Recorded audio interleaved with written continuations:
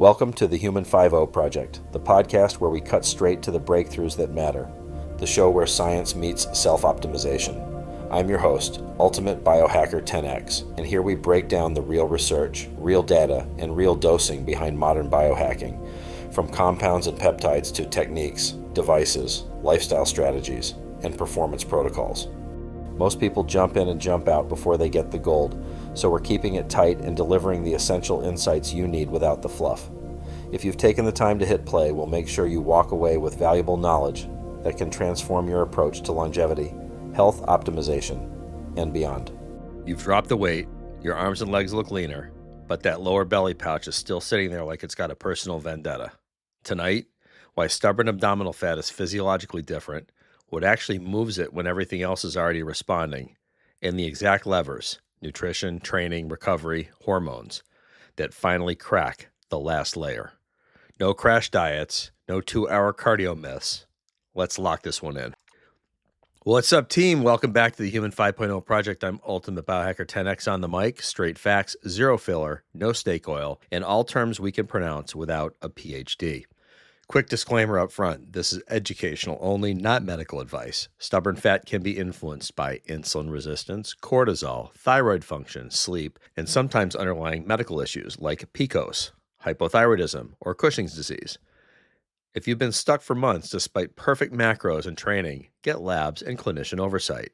Fasting insulin, hemoglobin A1C, cortisol curve, thyroid panel, sex hormones.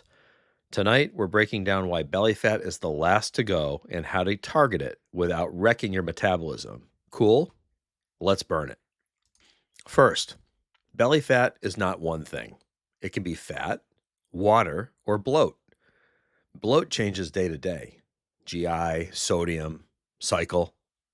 Water retention changes with stress, sleep, sodium, hard training, plus under recovery. And fat changes week to week. Bet you didn't know that one. Quick self-check. If it fluctuates a lot, think water or bloat. If it's stable, more likely fat. If it's firm and deep, the visceral component may be higher. Lower abdominal fat is often harder to mobilize. Certain lower body and lower abdominal depots have fewer alpha-2 adrenergic receptors and more beta receptors. This leads to slower lipolysis, or the breakdown of fat, and lower blood flow during exercise. The big drivers that keep the midsection sticky? Insulin resistance favors central storage. Elevated cortisol preferentially deposits visceral fat. Low testosterone in men or high estrogen dominance in women creates abdominal bias. Poor sleep plus chronic stress means cortisol and ghrelin are up, leptin's down. Yep, more belly storage. Age-related hormone decline redistributes fat to the midsection. Men, lower belly plus love handles equals classic androgen decline plus insulin picture. Women, lower belly plus hip and thigh stubbornness equals estrogen plus insulin plus cycle fluctuations. Bottom line, when the rest of the body leans out, what's left is often the most hormonally protected and behaviorally sneaky depot. Okay, let's look at the nutrition and timing levers. These are the biggest movers. Lever 1, reconfirm the deficit without starving.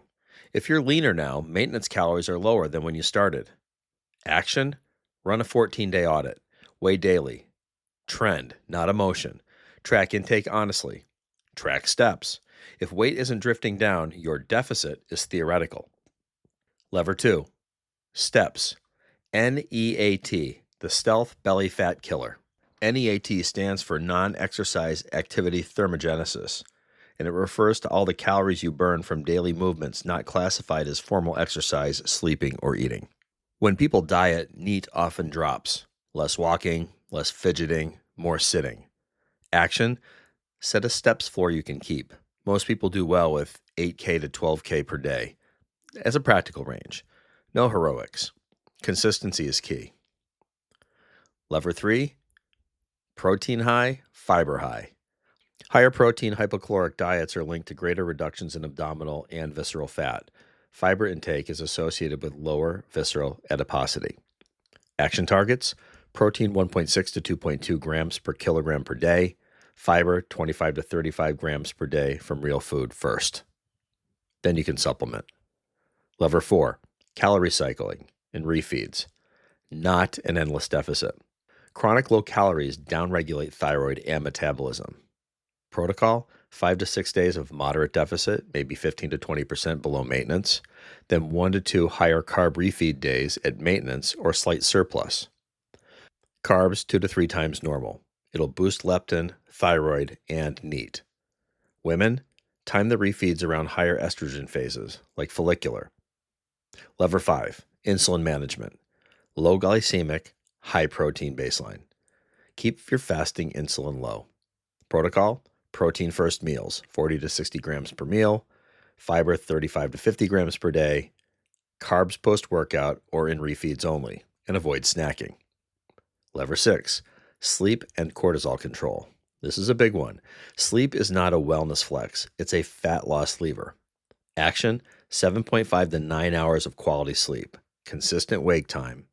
Magnesium glycinate, 300 to 500 milligrams pre-bed. Ashwagandha, 300 to 600 milligrams. KSM 66 if cortisol labs are high.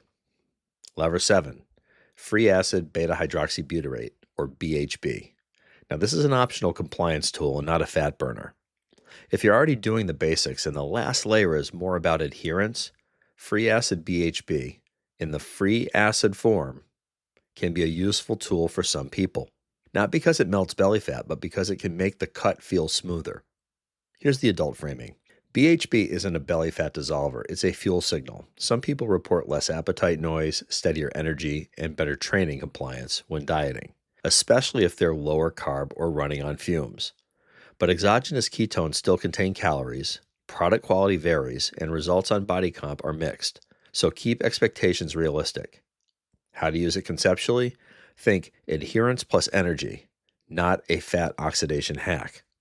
If it causes GI issues, headaches, or it triggers compensatory eating later, it's not helping. If you're diabetic, you're on glucose-lowering medications, you're pregnant, or managing a medical condition, this is really a clinician-led conversation.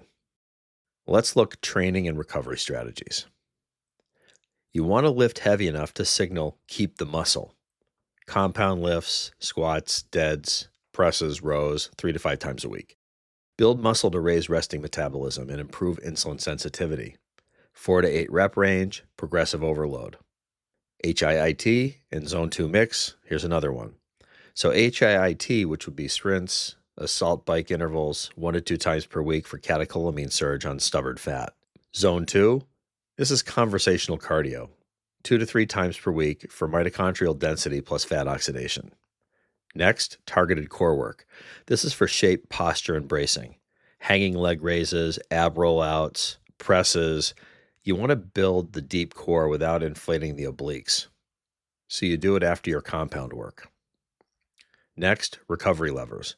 Sauna, cold contrast post-workout, 10 to 20 minutes, daily walking, foam rolling, massage gun for fascia release. Stress down equals cortisol down equals belly fat release. Next, supplements and advanced tools.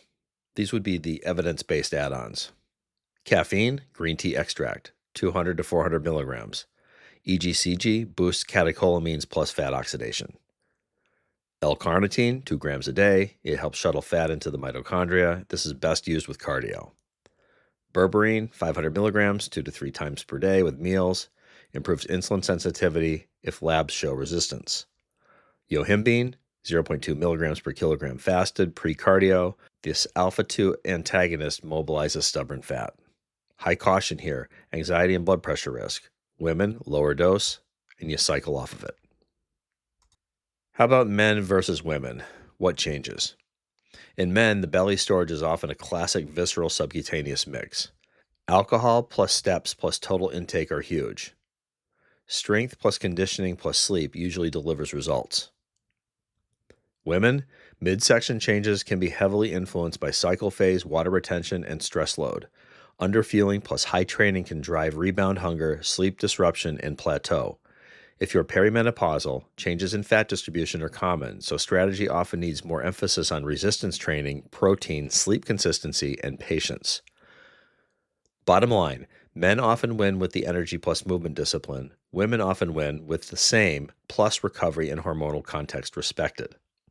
Bottom line, stubborn belly fat is the last domino because it's the most protected, biologically and behaviorally. You win by confirming the deficit with data, raising daily steps in recoverable work, lifting consistently, managing sleep and stress, tightening alcohol and weekend drift, and using supplements like free acid BHB as adjuncts when insulin is the holdup. Lifestyle wins 80% of the battle.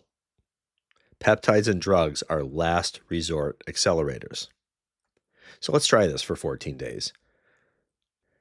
Have a step floor every day that you go above. Protein plus fiber targets. Lift 3 to 4 times and add 2 to 3 conditioning sessions. Sleep 7 to 9 hours. Cap or pause alcohol. Daily weigh-in. Look for trend, not emotion. Waist measurement 2 times per week. Then decide based on data, not frustration. Smash subscribe, stay sharp, stay skeptical, stay lean. And this is Ultimate Biohacker 10X. And I'm out. Thanks for listening to the Human 5.0 Project. If you found value in today's episode, share it with someone who's ready to elevate their biology. Make sure to follow the show for weekly deep dives into peptides, protocols, devices, lifestyle strategies, and the science of high-performance longevity. Until next time, stay curious, stay optimized, and stay 10X.